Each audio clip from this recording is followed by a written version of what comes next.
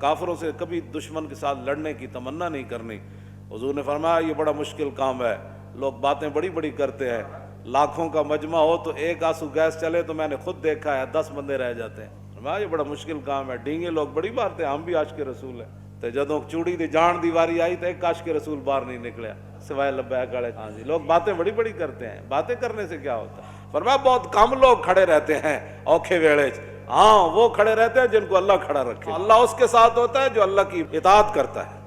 یہ حضور سامنے 3000 کا لشکر کھڑا ہے اور صحابہ کو حضور یہ خطبہ ارشاد فرمایا، کہا مولانا اور موضوع کوئی نہیں، اور جی دین تو علاوہ کو روٹی دی بھی گل کرو۔ اے پورے خطبہ مینوں یاد ہے اللہ رسول دے فضل و کرم نال ترجمہ بھی یاد ہے، نال زبرہ زیری بھی پتہ نہیں کیوں آئیاں، یہ بھی یاد ہیں ساریاں، لیکن ایک جگہ بھی روٹی دا ذکر کوئی نہیں۔ روٹی دا اے ذکر ضرور ہے، فرماؤ کہ حرام نہ کمانا۔ فرمایا مجھے ابھی جبریل نے فرمایا کہ میری اپنی امت کو بتا دے کہ رزق ان کو ملے گا، تاخیر ہو سکتی ہے، جو لکھا ہے وہ ضرور ملے گا۔ فرمایا خبردار کوئی آدمی رزق کی تاخیر ہو جائے تو پھر حرام طریقے سے رزق کمائے، ہاں مرنے سے پہلے اس کو رزق ضرور ملے گا، تاخیر ہو سکتی ہے، یہ بات ضرور فرمائی۔ لیکن آگے روٹی پانی کا کوئی ایسا تذکرہ نہیں ہے کہ مدینہ پاک جا کے اسی فیکٹریاں لا دیں گے تے معیشت درست کریں گے تے فلاں او جڑے یورپ ہوتے کیسر و کسرا دے جناب معیشت دان ہیں، اسی اتھوں انہاں نوں بلاواں گے بھئی مدینہ پاک دیاں گلیاں کیویں صحیح ہونیاں، ہاں جی تے اسی روٹی اے کیڑیاں گلاں تسی کرنے ہو؟